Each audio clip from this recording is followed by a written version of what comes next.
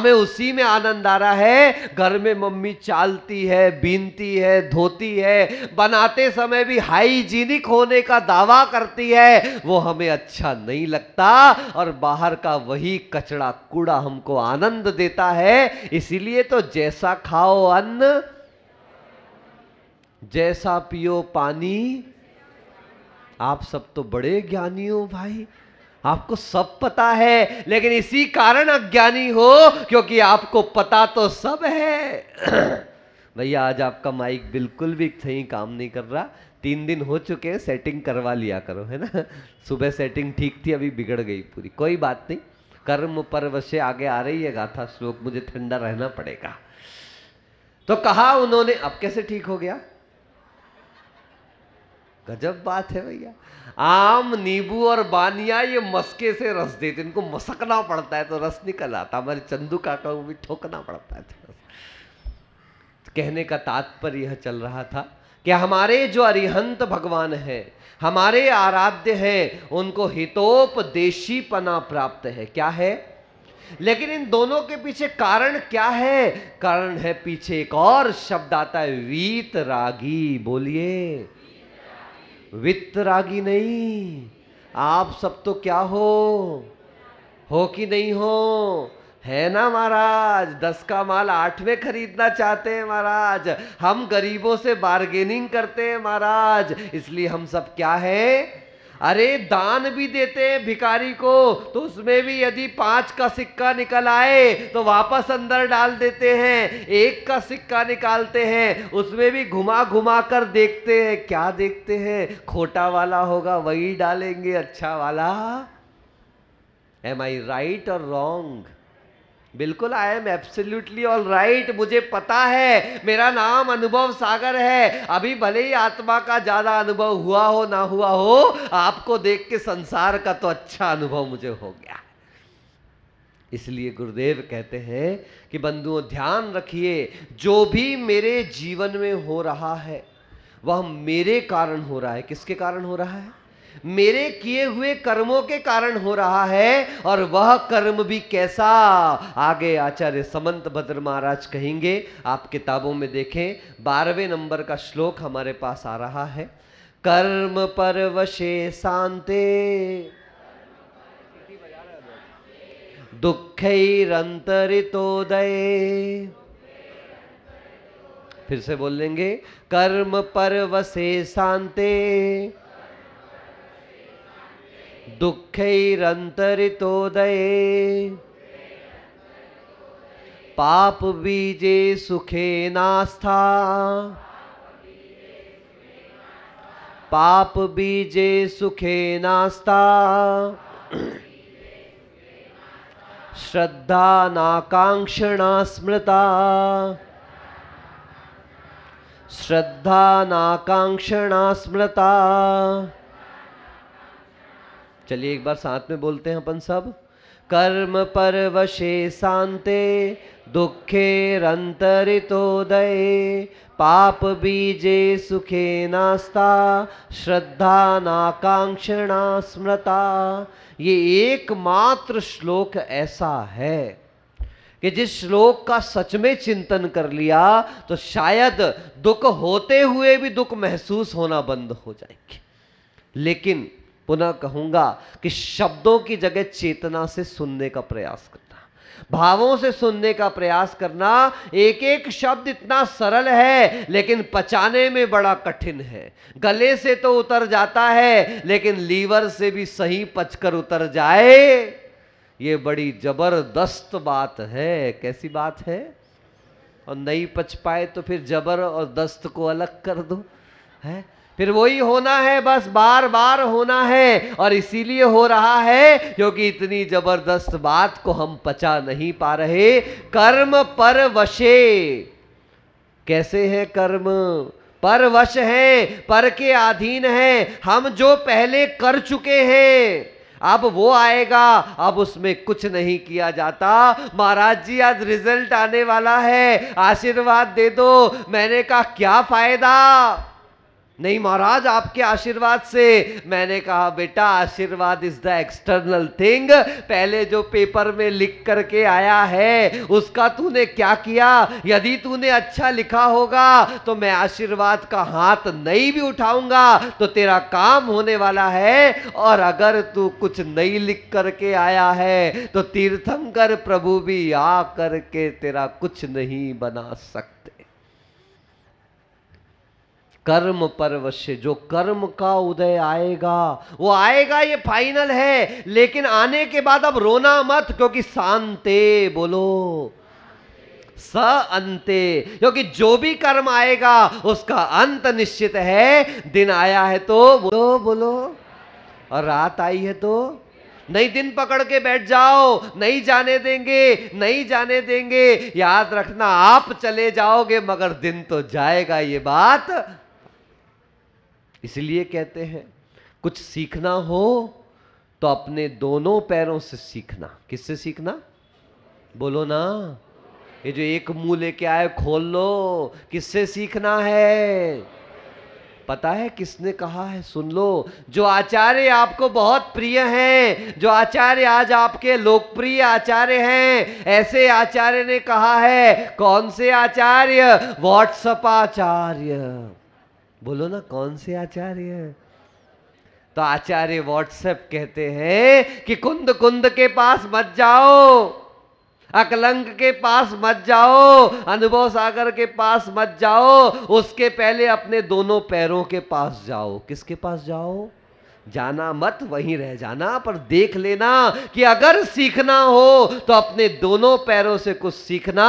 क्योंकि जब आप चलते हो तो एक पैर आगे और दूसरा पैर बोलो, एक पैर आगे और दूसरा पैर, एक पैर ऊपर और दूसरा पैर। वाह क्या बात है, ये कौन सी नई बात हुई महाराज? अरे यही तो मैं आपको बता रहा हूं, चीजें तो वही हैं जो आगे पीछे हैं, मगर हम उसका क्या अर्थ निकालते ये महत्वपूर्ण है। कि सीखना हो तो अपने दोनों पैरों से सीखना। जब आप चलते हो तो एक पैर आगे और दूसरा पैर पीछे, एक पैर ऊपर और दूसरा पैर नीचे। मगर आगे वाले को और ऊपर वाले को अभिमान नहीं है और पीछे और नीचे वाले को अपमान नहीं है, क्योंकि दोनों को पता है अगले क्षण आगे वाला पीछे और ऊपर वाला। बोलो व्हाट्सएप आचार्य महाराज की जय हो। क्या उपदेश मिला, आपने क्या किया? पिंडा रमिया जी, कुशलगढ़ वाले क्या करते हैं? अरे अच्छा मैसेज आया है फॉरवर्ड, अच्छा मैसेज आया है फॉरवर्ड। हमारे आचार्य कहते भैया इनवर्ड इनवर्ड, ये आउटवर्ड करने की जरूरत नहीं है। एक सज्जन बोले महाराज हम इंदौर से आए हैं। तो मैंने कहा भैया हम कौन से आउटडोर से आए हैं, हम भी तो इंडोर से ही आए हैं। ये आउटडोर के चक्कर में तो सारा संसार चल रहा है। एक बार जरा इंदौर जाओ, मध्य प्रदेश के इंदौर की बात नहीं कर रहे। कैसा कहा था परसों, तुम भीतर जाओ, तुम भी। शब्द में बड़ा खेल है, देखो। रोको मत जाने दो, कॉमा चेंज कर दो, रोको मत। कर्म आएगा और इसके दो अर्थ लगा लेना। रोको मत जाने दो। यदि आप प्रतिक्रिया व्यक्त करते हो, यदि आप रिएक्शन देते हो, किसी ने आपको गालियां दी, आपका बुरा किया और आपने प्रतिक्रिया व्यक्त करी, तो याद रखना आपने किसको सिद्ध कर दिया? रोको मत जाने दो। वो पुराना कर्म तो आया था सामने, नया और मिल के पक्का होकर के आत्मा को अब परेशान करेगा। दूसरी बात, किसी ने कुछ कह दिया, कुछ बुरा हो गया, कुछ गलत कह दिया, आप प्रभावित मत हो, आप रिएक्शन मत दो और सिद्ध कर दो, रोको मत। कर्म आया है, फल दिया है, हम प्रभावित नहीं हुए। और ट्रेन में जब आप बैठते हो, मूंगफली बेचने वाला आता है, ले मूंगफली नहीं लेना हमको, तो क्या करते हो? देखते ही नहीं, देखते भी नहीं, हाँ सुन जरूर लेते हो। अरे कितने स्टाइल से बोला है? घर के सामने कल हम आर चल रहे थे, पहली मंजिल थी, तो नीचे से वो कुछ बेचने वाला निकला, तो हमसे एक महिला कहती महाराज मुंबई है मुंबई। मैंने कहा भैया मुंबई नहीं, संसार है संसार। ये ऐसा नहीं कि मुंबई में कुछ स्पेशल है, आदमी उसी मुंह से रोटी खाता है, उसी हाथ से काम करता है, उसी पैर से चलता है। कहीं ऐसा तो नहीं है बोरीवली वाले सिर से चलते हो, है? ऐसा तो कुछ नहीं है ना भाई, जो है वो सब जगह एक जैसा है। तो बढ़िया ठेला लेकर के आया, ध्यान दिया करो, वो लगा बिल्कुल भैया, आलू ले लो, परवल ले लो, भिंडी ले लो, लौकी ले लो, ले लो ले लो ले लो। मैंने गजब हो गया, ये तो क्या स्टाइल है बोलने की। देखो आप कहते हैं महाराज जी प्रवचन शैली अच्छी है, तो मैंने कहा देखो उसकी बोलने की शैली भी अच्छी है। अरे शैली तो किसी की भी अच्छी हो सकती है, लेकिन जिसकी जीवन शैली अच्छी है उसी वही हमारा आराध्य है। बोलने की शैली तो आमिर खान की भी अच्छी है, अमिताभ बच्चन की भी अच्छी है। अरे बड़ी बड़ी स्पीच दे देते हैं, जब मिस वर्ल्ड बनते हैं, मिस यूनिवर्स बनते हैं, बड़े प्रश्न किए जाते हैं और उसके जवाब दे करके ऐसे टाइटल मिल जाते हैं, तो अच्छा बोल लेने से कुछ नहीं कर पाते, अच्छा नहीं होता। अच्छा करना ही हमेशा अच्छा हुआ करता है। Well said is not good but well done is. अच्छा कहा ये अच्छी बात नहीं है, इससे भी अच्छी बात है वेल डन। अच्छा किया वो जगत में सबसे श्रेष्ठ है। इसलिए पैरों से सीखो, ना अपमान है ना अभिमान है, क्योंकि पता है हर क्षण बदलने वाला है। क्या पता कब गरीब दास करोड़ी मल बन जाए और कब करोड़पति रोडपति बन जाए। ये कर्म का अधिकार है, कर्म का प्रभाव है। किसके कर्म का? बोलो, मेरे कर्म का। बहुत अच्छी बात है, अच्छा हुआ आपके नहीं कहा, इसलिए मैंने भी आपके नहीं कहा, नहीं तो मैं आपके कहता, फिर आप कहते महाराज आपने जो कहा है वही तो कहना है, किसके कर्म का, तो आप बोल देते आपके। इसलिए भैया मैंने तो पहले ही कह दिया मेरे कर्म के कारण हो रहा है। Nobody else is responsible for my sin. Nobody else is responsible for my bliss. मेरे सुख और मेरे दुख के लिए यदि दूसरा जिम्मेदार है तो याद रखना, फिर धर्म की जरूरत नहीं है, फिर अध्यात्म की जरूरत नहीं है, फिर क्यों मुनि बनना और क्यों पूजा करना, क्योंकि मैं कितना भी करूंगा दूसरा दे रहा है तो वही दे दे। फिर नहीं बंधुओं, ये सब कुछ मेरे खुद का किया धरा है। संसार में कोई ऐसा ईश्वर नहीं है जो हमें दे दे, क्योंकि यदि ईश्वर देने लेने वाला है तो वो घटिया आदमी हो गया, बहुत पक्षपाती हो गया, बड़ा रागी द्वेषी हो गया। क्योंकि आप अच्छा करते हो तो अच्छा देता है, आप बुरा करते हो तो बुरा हो गया। अरे वो ईश्वर है कि मुनीम है? वो ईश्वर है या मुनीम है? तब आचार्य कहते नहीं, वो ईश्वर है। किसका? अपने परिणामों का ईश्वर है। उसने अपने आप पर विजय प्राप्त करी, अपनी कषायों पर विजय प्राप्त करी, और सबसे बड़ी बात कर्म पर विजय प्राप्त करी। तो आप भी तो विश्वास रखो, जब उनके कर्म शांत हुए हैं तो क्या मेरे नहीं होंगे? अवश्य भी मेरे कर्म शांत होंगे। कर्म पर वशे शांते दुःखैरन्तरितोदये, अंत से सहित है और दुःखै यानी दुख को ही देने वाले हैं। किसको देने वाले हैं? खाते समय तो बड़ा मजा आ रहा था, एक बाटी खा लिए, दूसरा बाफला सटका दिया, तीसरी बाटी सटका दी, और खाते खाते खाते ध्यान ही नहीं रहा जिह्वा के चक्कर में। जब डकारें निकलने को तैयार नहीं हो रही थी, अब भैया ऐसा करो, अब भैया वैसा करो, अब ये करो और वो करो, अब क्या हुआ भैया?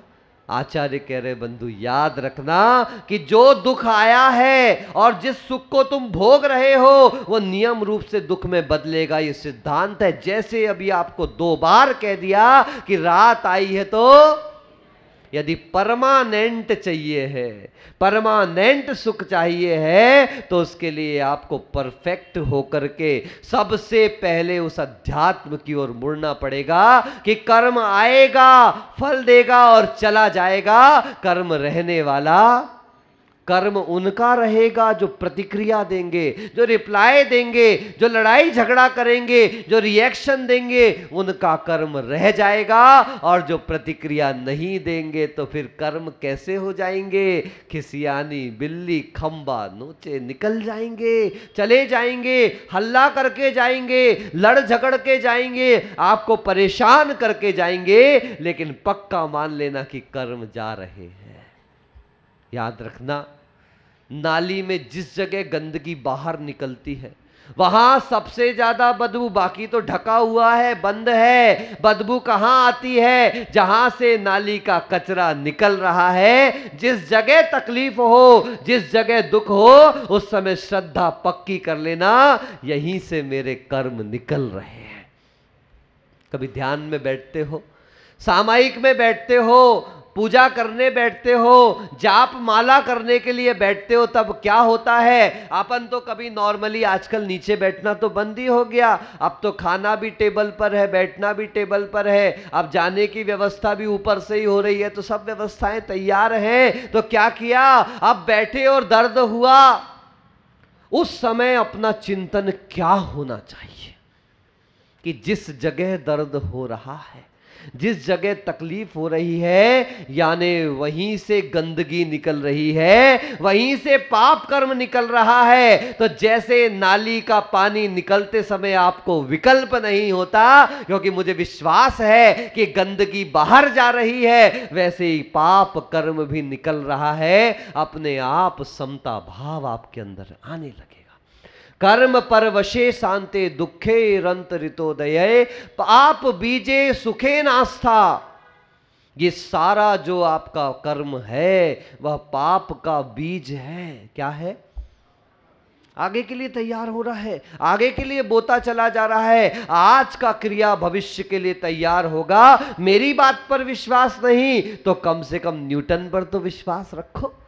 हो सकता है महाराज के पास तो कपड़े भी नहीं है, ऐसे आदमी पर क्या विश्वास करना? इनका तो खुद का खाने का नहीं, दूसरे के घर खाने जाते, इनका क्या विश्वास करना? इनके पास रहने का घर नहीं है, ये तो खुद हमारे मंदिर की धर्मशाला में आकर के रह रहे, इनके पास क्या जानना? तो चलो मेरे पास मत जानो, न्यूटन से जान लो। क्या कहता है Newton? For every action this equal and opposite reaction, it is the third law of motion, कि हर क्रिया की प्रतिक्रिया बराबर विपरीत दिशा में हुआ करती है। यानी यही तो मैं कहना चाह रहा हूं कि जैसा कर्म मैं करूंगा उसी का फल मुझे भोगना है। इसलिए ये तो पाप को देने वाला है, ना मैं दुख में प्रतिक्रिया करूं और ना तो सुख में प्रतिक्रिया करूं। महाराज, दुख में प्रतिक्रिया नहीं देना ये तो अच्छी बात है, मगर सुख में भी प्रतिक्रिया नहीं देना। हां, भूल मत जाना, घर में नया फ्रिज आया है, ये जो स्माइल है ना, ये नीचे ले जाएगी।